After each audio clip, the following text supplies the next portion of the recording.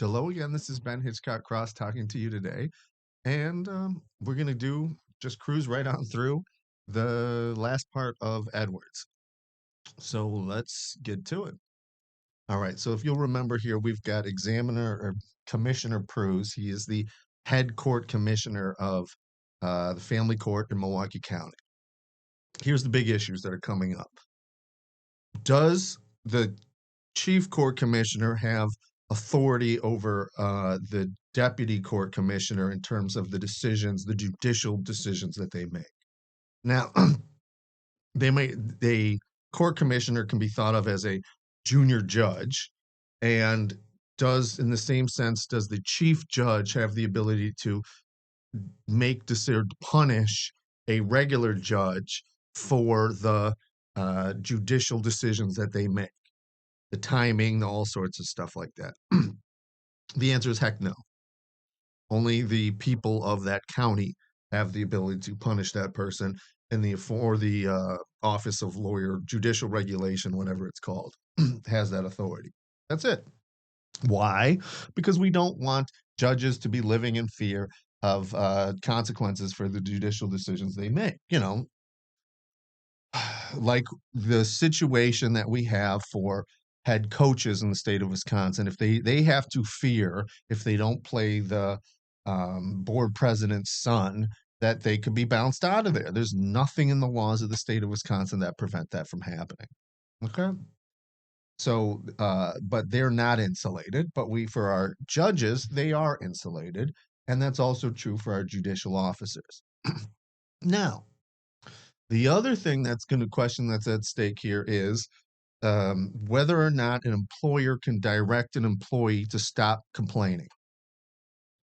Okay, absolutely, you can direct an employer to stop whining. Okay, can you stop whining about race discrimination? Absolutely not. That's illegal. Okay, that's the bottom line here. So we're going through a PIP, and we need to keep in mind here those two things. Can this guy? Oh, he's the commissioner, and the other guy is the deputy commissioner, so he must be able to tell him whatever he wants. Yeah. The next thing is, well, if he's the court commissioner, and can he direct him to stop making complaints? Yeah, but he can't.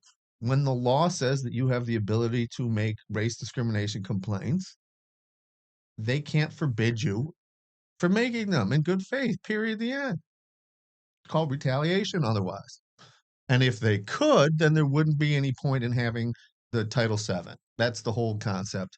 When they do this, they're interfering with the power of the federal government. Not cool. On page 7 of this document, it starts with, "We expect immediate and sustained improvement in your conduct and performance," and it lists some areas in which he is expected to improve his performance. For purposes of this hearing, can you summarize the expectations that were communicated to Commissioner Edwards as part of this final warning?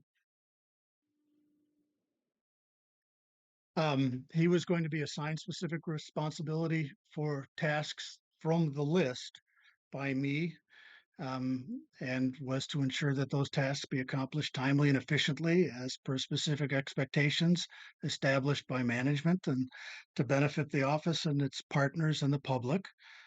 And I outlined that he was to perform and complete those tasks as I directed. He was required to accept all the assignments that were given to him, and it would be expected that he not engage in unnecessary and unconstructive opposition. Concerns were to be directed. Unnecessary and unconstructive opposition in this context, I think clearly means both protected and concerted activity, speaking up on behalf of himself and others. Then the other thing is that just, national, it's not as big of a deal as making race-based complaints, which I think is what's going on here. You can't put in a final warning, we're going to fire you if you continue to make race-based complaints at me. I mean, you can, but that's contrary to the laws of the United States. To me and or Judge Ashley, Judge Martins, if I was unavailable. It was a request that he not engage in needless combativeness. I also specifically noted that the restrictions on the communication with the partners was rescinded. He was to resume communicating with relevant partners regarding issues that arise as to the tasks that he was assigned. This is why I didn't get that far in there. Okay. So this is another trick that we've seen. And what they do is managers to try to limit they'll do two things. Okay. On the one hand, they'll put all the heavy work on you on this PIP and say it's crucial, it's vital that you get this done. But at the same time, they won't let you, because you're making complaints or whatever else, they'll restrict your ability to talk to different people, especially in public government, public positions. And what does that do? Oftentimes, it does two things. It restricts your ability to to get your job done. And two, it restricts the ability of the public to know what the hell is going on. Because Garcetti and other decisions aside, what's the key concept here? The key concept is that you're not telling the board of this, the superintendent is preventing the athletic director from telling the school board that there's not enough mats. The water director is telling the so and so not to do such and such because of whatever. Okay, that's the and because so I don't want you to tell anybody about it. I don't want you to make these complaints going further. I'm going to restrict your ability to talk to these partners. Yeah. Okay. So the final comment I'll make is he's acting like it's magnanimous to allow the guy to do his job by, talking to people. And on an as-needed basis regarding other issues, professionalism and courtesy must be demonstrated at all times when communicating as an FCC representative. It must, and essentially that was reiterated in the next paragraph. All communication with partners, co-workers, FCC employees and staff, employees of other departments, and the public, whether oral or written, must be professional, respectful, and constructive. It would be expected that there were no reports regarding bad communication. Thank you. This was issued to Commissioner Edwards in person? It was. Judge Ashley and I and HR representative were present at the time. He again refused to sign it, but was given a copy. Thank you. Was Commissioner Edwards given an opportunity to ask questions about the expectations listed on page 7? He was. Did Commissioner Edwards avail himself of the opportunity to ask questions about what was expected of him? Why not ask Commissioner Edwards this? Questions about it. Okay. And to confirm it, it's dated June 11, 2025. Is that when it was presented to Commissioner Edwards? Yes. It's initialed by the chief on the bottom there as well. Presenting you what is marked as County's Exhibit. Just a second. 8.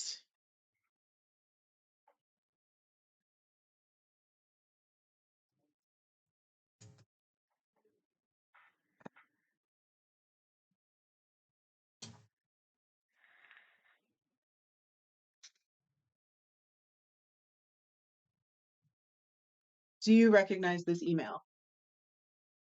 Yes.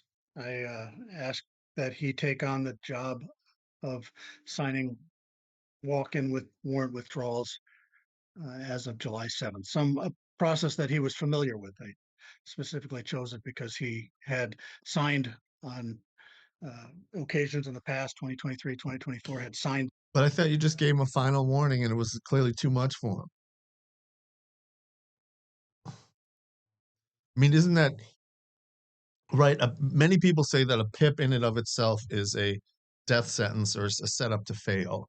But this is like, you're not doing what we need you to do, but here's extra work. Those walk-in withdrawals and was familiar with the process. Okay. And there's an attachment to that email. Can you describe what the attachment is? The attachment is the warrant removal process. For the most part, that was developed when COVID hit and was slightly modified only as to 1B and Whoa, 1C let's go back part there a that was second. developed. Dude, we're going to read this up. Whoa.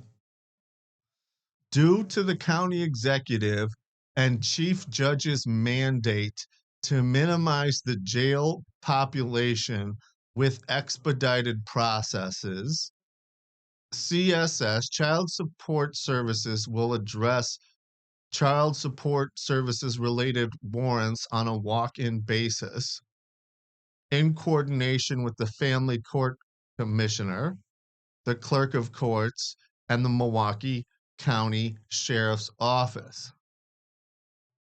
Wow. Okay. Keep that in mind. I don't know what the chief judge can do to mandate anything. Period. The end.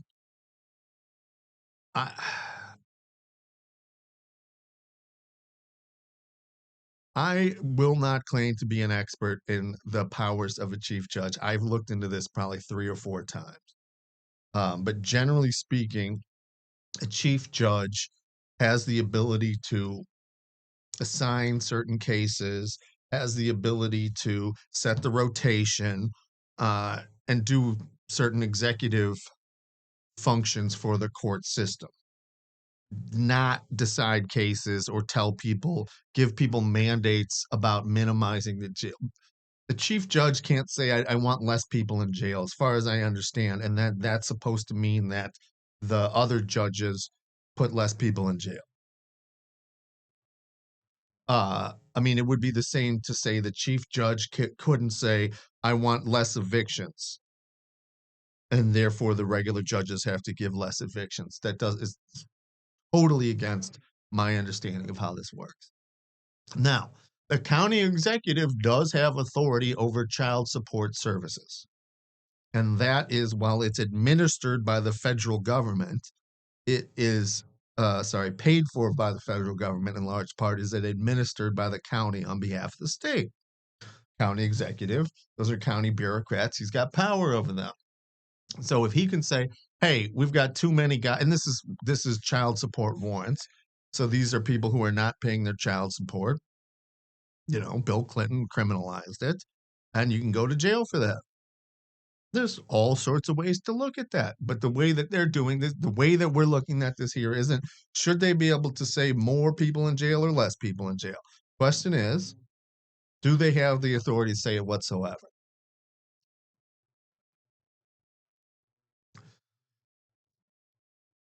And this, I think, is going to be the reason I'm spending more time on this, is because I think this is going to be what the issue is all about here. Let's say the family court commissioner wants these things withdrawn as quickly as possible, but the Supreme Court rules say 30 days, just for example. And I've heard that may be the issue that's coming up. As far as I understand, Supreme Court rules rule. Bam, gotcha. Thank you, Onion, for that headline. Okay. The actual Onion headline, by the way, is Supreme Court rules, Supreme Court rules. Bam. There is no expectation that the warrant withdrawal submitted by CSS after 3:30 will be addressed by the DCC or commissioner on that day. Okay. That's really saying that there is an expectation that you will do it that day if we get it to you before 3:30.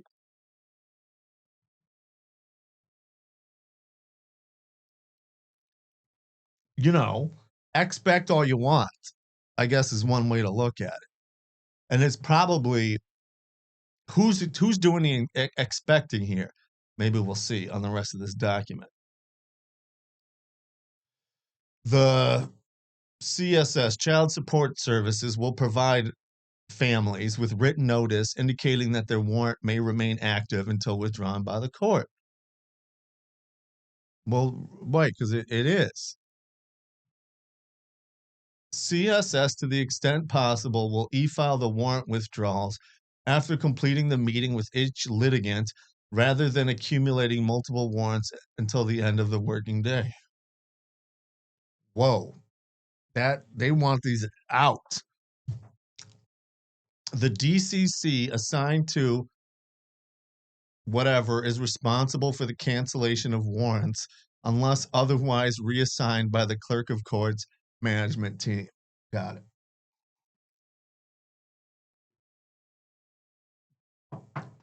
This spells it out right there. You know what so that's wrong.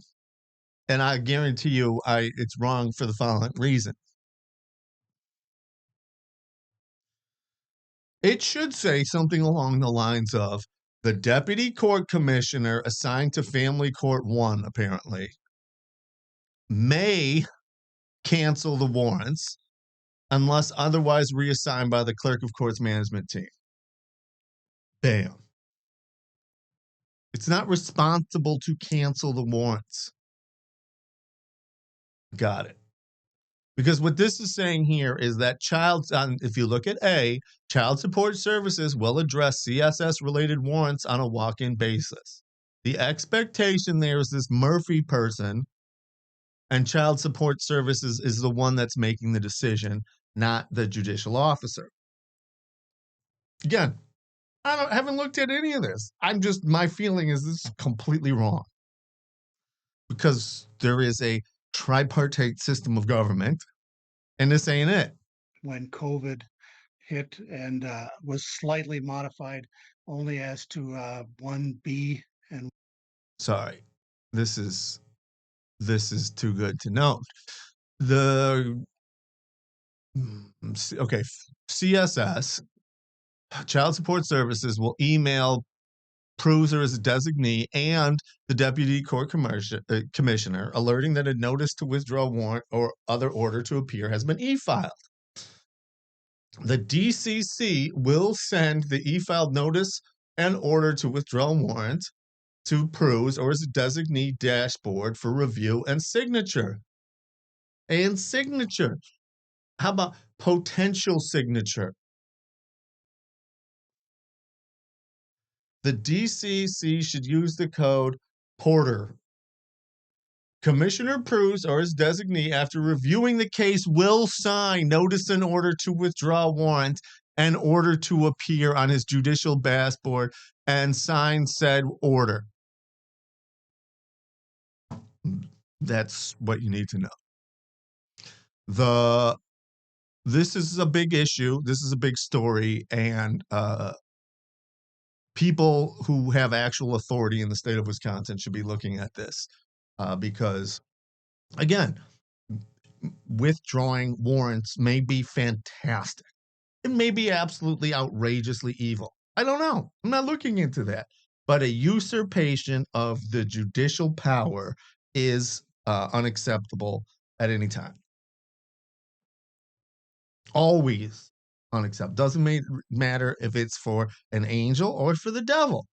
Devil usurping judicial authority, wrong. An angel doing it, also wrong. Bam. 1C. I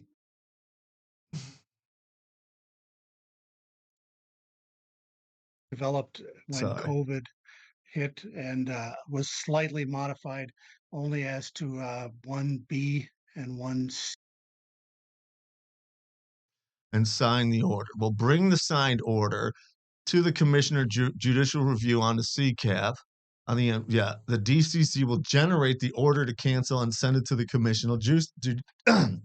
Commissioner's Judicial Dashboard. Wow. The process of review and signature by Commissioner Pruse or his designee will be complete by the end of the business day following the placement of the notice and order withdrawal. That's the story. Changed some of the wording in each of those, but everything else was the same.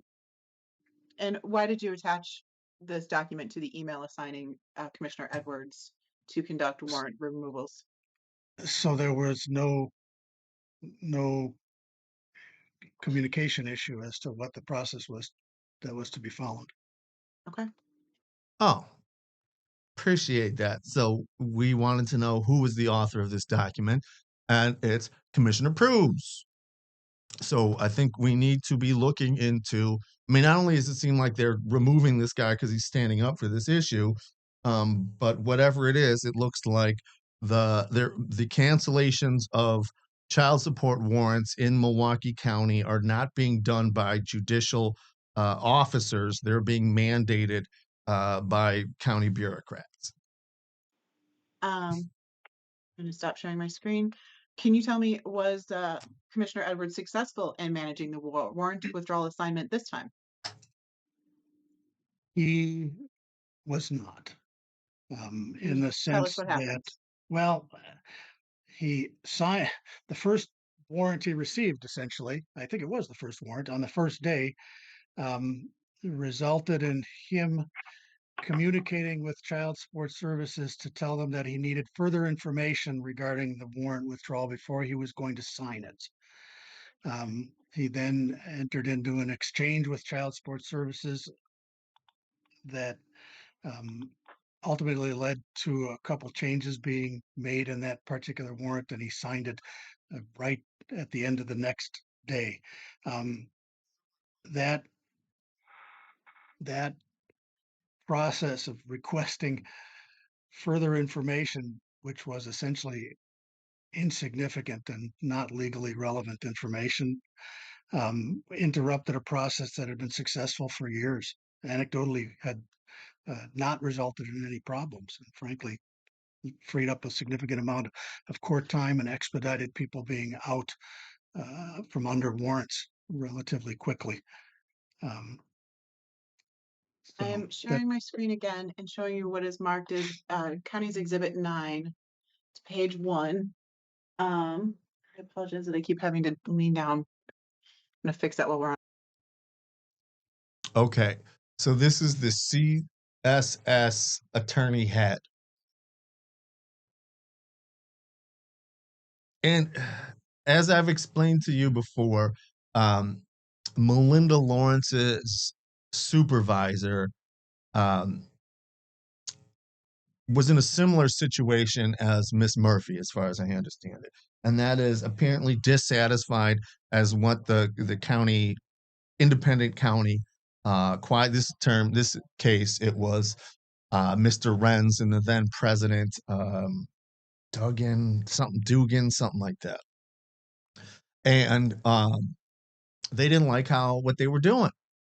You know, that they were allowing the employee to win some little things here and there. And so they had them removed. They called this is Melinda Lawrence's office, not Melinda Lawrence personally, but they contacted the county executive, and the county executive had them removed, the president and vice president removed. And this is similar here. I mean, this is, again, this is why it's so difficult just to trust the Department of Workforce Development when it's hearing cases involving the state of Wisconsin, because these things do happen. So this is the county's CSS person complaining to the court commissioner that a judicial officer didn't do what they wanted. And which is one of the bases that they're trying to remove this person. On a break. Can you tell us what this email is? That is the email sent to me by Child Support Services Legal Director, Katie Murphy, describing the This is the whole thing, and I'm taking my time, and you're stuck with me so far. Good for you. This is something needs to be done about this state of Wisconsin. We submitted a proposed order on the format we have been using for 4 years. That we need a new soundbite for bureaucratic inertia alert. Does that mean that it was right, or that anybody looked at the law or anything? And it was rejected by Commissioner Edwards at the end of the day. He insisted that we list what day mom and child were tested and list the child tested by name, even though there was only one child on a prejudgment paternity case. Okay. The judge asked me to do my job. Man, how many times have I had a problem with that? You know what the answer was when I had that issue? Cram it, buddy. In his email, Commissioner Edwards commented, when we don't take time to address what has actually been done in each case, we are substituting actual engagement with each case's facts with assumptions about what facts occurred. I can translate that pretty easily for you.